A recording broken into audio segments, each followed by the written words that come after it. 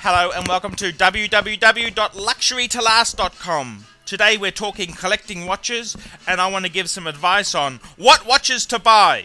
Okay, now this is a very, very good question because I've had a lot of emails lately and people are asking me what do I think of this brand, what do I think of that brand, and look, I want to give some advice about what watches to buy. And the best advice I can give you is stick with the iconic brands. Okay, stick with the iconic brands.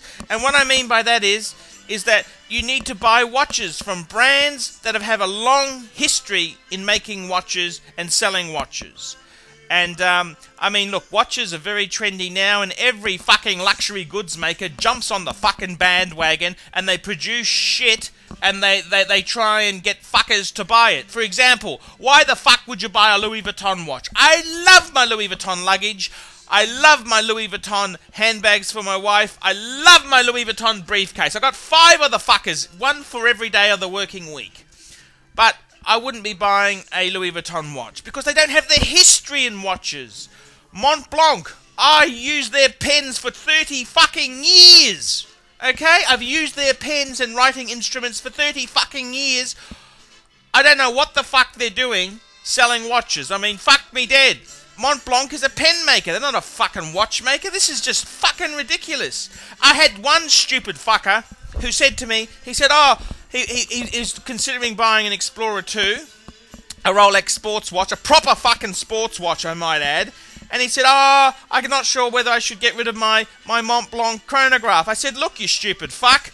A Montblanc chronograph is a nothing fucking watch. It's just a piece of fucking marketing shit. I mean, it's got no fucking history in watchmaking whatsoever. It's just some fucking marketing executive sat down and said, how can we make a shitload of fucking money as quickly as fucking possible? And they said, let's go and produce some fucking watches. And that's what they've done. They've churned out absolute pieces of fucking shit, and idiots go and buy them.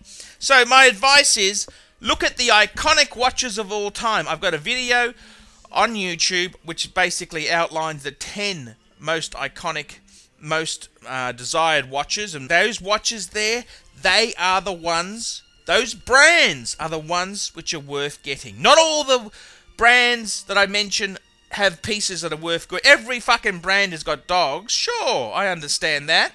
But you follow the advice and you're not going to get a piece which is iconic. It's stylish. It's going to stand the test of time. And if you buy it second hand, you'll also stand a good chance of making a small profit or definitely not losing any money if you want to resell it. So that's some advice for you there. What brands? Well, look, brands are very important. Rolex is king. Patek Philippe. Rolex and Patek. You buy Rolex or Patek, you will always do well. Okay, Rolex and Patek are great. That's the two strong peers of the industry. Rolex is obviously a mass-produced brand. They produce about 1 million pieces a year, whereas Patek is a very custom, very small producer of watches. They're both upper luxury. Patek, of course, is the king in the luxury brand stake there.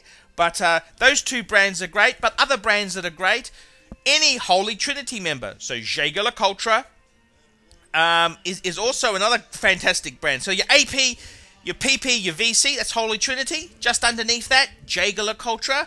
I'd also be looking at Breguet, Lange. I'd be looking at Cartier's a great brand. Many people criticize Cartier and say, they're a jeweler. They're not really a watchmaker. Well, fuck me dead. That Cartier has a long history of producing watches. They invented the tank watch. They've got such classics like the Santos, the Panther. Cartier is a true watchmaker, and anyone who criticizes Cartier can go get fucked as far as I'm concerned. They're a great brand. I'd always have a Cartier on my wrist. I love that brand. So there you go. That's some brands to get. Omega. Omega Speedmaster is great. That's the man on the moon. Don't stay away from that fucking other automatic fucking Speedmaster. The only one worth getting is the fucking Speedmaster Professional Manual Wine Man on the Moon watch. The other brands, I mean, look. Let's give you some general advice. Stay away from ugly 70s pieces, unless that's your genre. Stay away from anything made by... Rolex had a dress watch division called Cellini. They're fucking dogs. Stay away from them. Stay away from 70s quartz pieces unless you really, really want it and you know what you're buying. Someone asked me, what do I think of recased pocket watches converted into watches? I think they're fucking bad. They're off. They're a bastard. They're a bastard. That's what they are. They're a fucking bastard, okay? You can't recase a pocket watch into a wristwatch. It's just completely wrong. I know I've seen Patek pocket watches converted into large wristwatches. It's all fucking wrong. I reckon down the track it's going to be very, very... They're always fucked with. Don't touch them with a barge pole.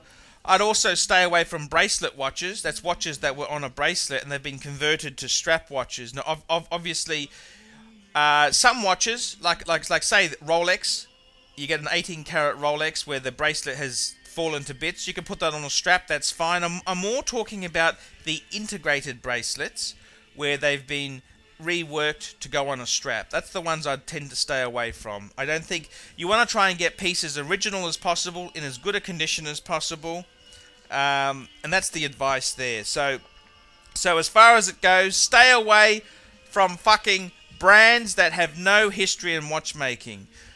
I'd even say, look, stay away from Hermes watches. I mean, Hermes is a great brand for overpriced handbags and silk scarves, but the watch division, I'm sorry, it's just cashing in on a great brand. I'm sorry, that's my opinion on it.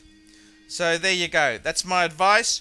Watches to buy. So basically, big brand names that have a long history in watchmaking are great to buy, and stay away from anything that's just come up in watches. Anyone who's got no long history in watchmaking, stay away from them.